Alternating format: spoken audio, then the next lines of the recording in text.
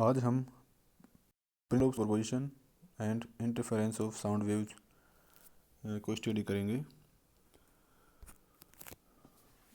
जब दो या दो से अधिक वेव्स किसी मीडियम में किसी कॉमन पॉइंट से पास होती है तो रिजल्टेंट जो डिस्प्लेसमेंट है वह उन वेव्स के डिस्प्लेसमेंट के वेक्टर सम के बराबर होता है।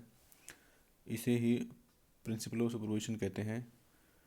यदि किसी मीडियम में जो कॉन्स्टिट्यूंट वेव्स है उनका डिस्प्लेसमेंट y1, y2, y3 हो तो रिजल्टेंट डिस्प्लेसमेंट को हम इस तरह लिख सकते हैं capital Y equals to y1 plus y2 plus y3 and so on. Principle of superposition को अप्लाई करने के लिए एक कंडीशन है कि जो वेव्स है उनकी इक्वेशन लीनियर होनी चाहिए, तब ही इस प्रिंसिपल ऑफ सुपरपोजिशन को अप्लाई कर सकते हैं। मीन्स यदि वेव्स की इक्वेशन लीनियर नहीं है तो हम इस प्रिंसिपल ऑफ सुपरपोजिशन को अप्लाई नहीं कर सकते। यहाँ पर जो रिजल्टेंट डिस्प्लेसमेंट है वो इन 4 पॉइंट्स पर डिपेंड करता है कि जो सुपरपोज होने वाली वेव्स हैं उनकी फ्रीक्वेंसी क्या है, उनका एम्पलीट्यूड क्या है, उनके बीच फेज डिफरेंस कितना है और उनके प्रोपागेशन की डायरेक्शन क्या है। इन 4 पॉइंट्स पर यह जो रिजल्टेंट डिस्प्लेसमेंट है वो डिपेंड करता है। अब हम देखेंगे इंटरफेरेंस ऑफ साउंड वेव्स। जब समान फ्रीक्वेंसी की दो साउंड वेव्स एक ही डायरेक्शन में और एक ही सरल रेखा में प्रोपागेट करती हुई सुपरपोज होती है तो कुछ पॉइंट्स पर रिजल्टेंट जो इंटेंसिटी है वो मैक्सिमम होती है और कुछ पॉइंट्स पर मिनिमम हो जाती है। तो इस तरह से इस अध्यारोपण के द्वारा तरंग का जो रिडिस्ट्रीब्यूशन हो जाता है एनर्जी का। मीन्स इंटरफेरेंस एक ऐसा फेनोमेना है जिसमें एनर्जी का रिडिस्ट्रीब्यूशन होता है, एनर्जी डिस्ट्रॉय नहीं होती है। जब ये वेव्स सेम फेज में मिलती है तो रिजल्टेंट जो इंटेंसिटी है वो मैक्सिमम होती है और जब ये अपोजिट फेज में मिलती है तो रिजल्टेंट इंटेंसिटी मिनिमम होती है। जब इंटेंसिटी मैक्सिमम होती है तो उस केस में जो इंटरफेरेंस पैटर्न होता है उसको कंस्ट्रक्टिव इंटरफेरेंस पैटर्न कहते हैं और मिनिमम इंटेंसिटी के केस में जो इंटरफेरेंस पैटर्न होता है उसको डिस्ट्रक्टिव इंटरफेरेंस पैटर्न कहते हैं। यहाँ पर इन दो जो वेव्स हैं, फर्स्ट वेव और सेकंड वेव, उनका एम्पलीट्यूड दिखाया गया है और सबसे ऊपर रिजल्टेंट वेव का एम्पलीट्यूड दिखाया गया है। मीन्स इस केस में जो एम्पलीट्यूड है रिजल्टेंट वेव का उसको हम इक्वेशन फर्स्ट से ए equals to A1 plus A2 से रिप्रेजेंट कर सकते हैं। इसी प्रकार यदि जो सुपरपोज होने वाली वेव्स है उनमें फेज डिफरेंस पाई है तो उस केस में resultant amplitude A1 minus A2 होगा जो कि मिनिमम होगा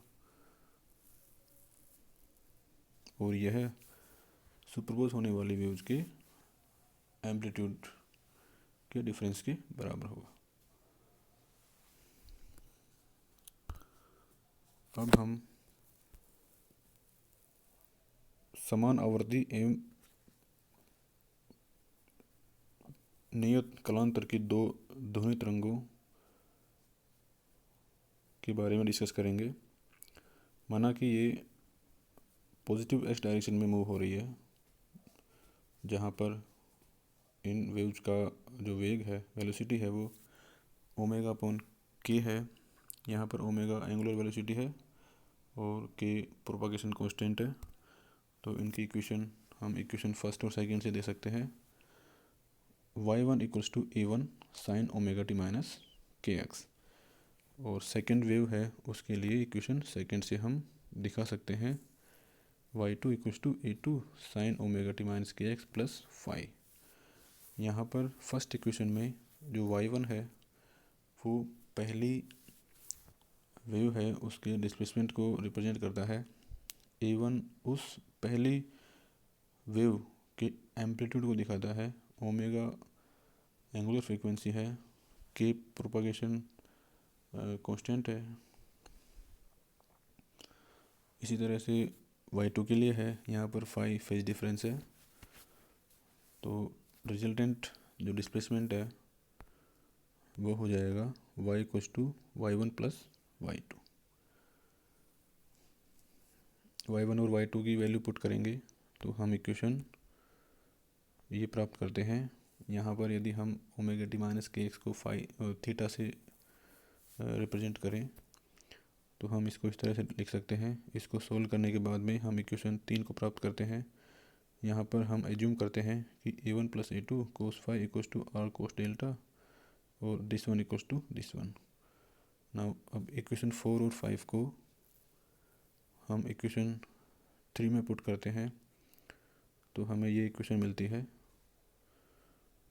और इसके बाद में फाइनली हम थीटा की वैल्यू वापस से omega t minus k x put करते हैं तो इक्वेशन 6 हमें मिलती है y equals to R sine omega t minus k x plus delta.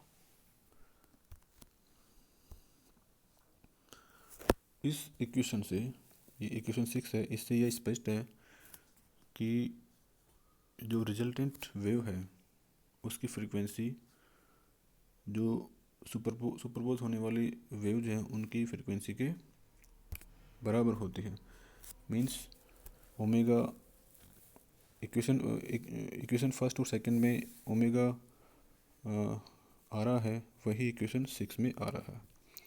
इसी प्रकार हम देखते हैं कि जो रिजल्टेंट वेव है उसका एम्पलीट्यूड और उसका फेज अलग है अपने कॉन्स्टिट्यूंट वेव से। मींस यहाँ पर इक्वेशन 6 से स्पष्ट है कि यहाँ पर जो एम्पलीट्यूड है वो आर है, जबकि इक्वेशन फर्स्ट और इक्वेशन सेकंड में जो एम्पलीट्यूड है वो a1 व a2 है।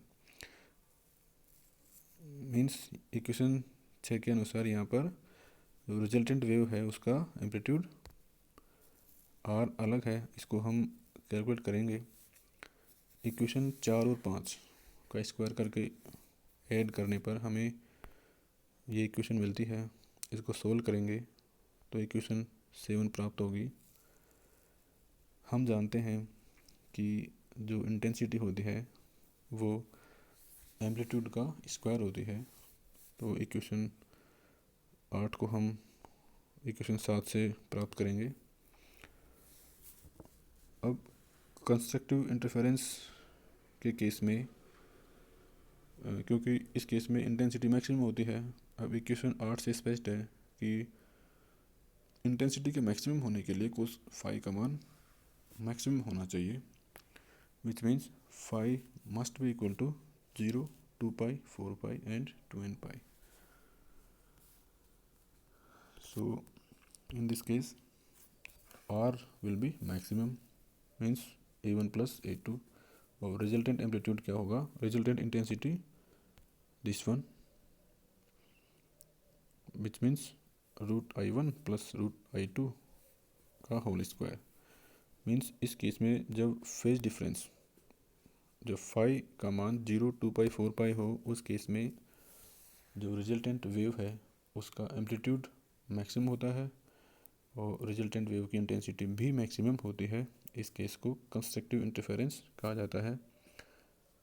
अब विनाशी व्यतिकरण है जो मीन्स डिस्ट्रक्टिव इंटरफेरेंस है, उस केस में इंटेंसिटी मिनिमम होती है।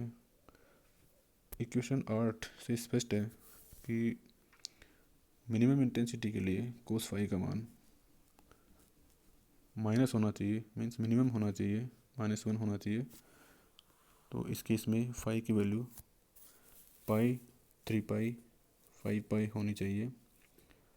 इस केस में जो रिजल्टेंट वेव है उसका एम्पलीट्यूड मिनिमम होता है which is equal to A1 minus A2। Equation 7 से हम देख सकते हैं।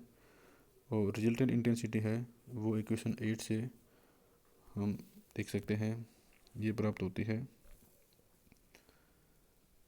इस केस में क्योंकि दोनों जो वेव्स होती है वो अपोजिट फेज में मिलती है, इस कारण से रिजल्टेंट इंटेंसिटी और वॉल्यूम और एम्पलीट्यूड दोनों ही मिनिमम प्राप्त होते हैं।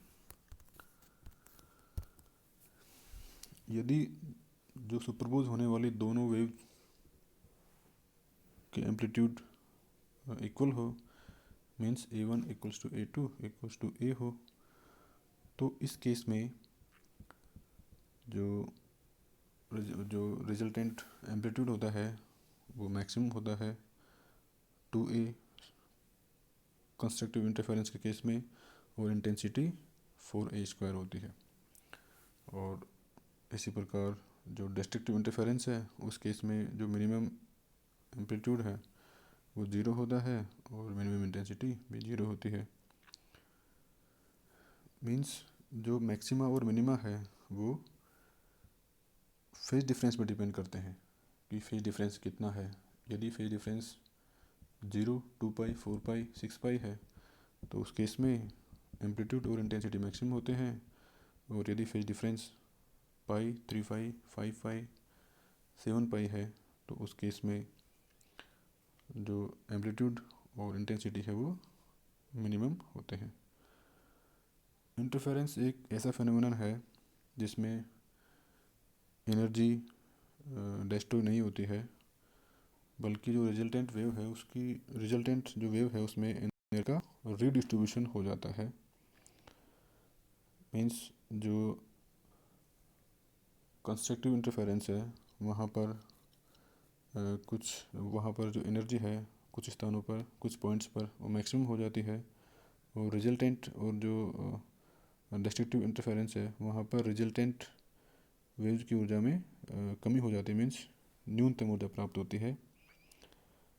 या दूसरे शब्दों में हम कह सकते हैं कि इंटरफेरेंस के केस में जो एनर्जी है, टोटल एनर्जी है, वो लोअर इंटेंसिटी के पॉइंट से हायर इंटेंसिटी के पॉइंट्स की तरफ ट्रांसफ़र हो जाती है।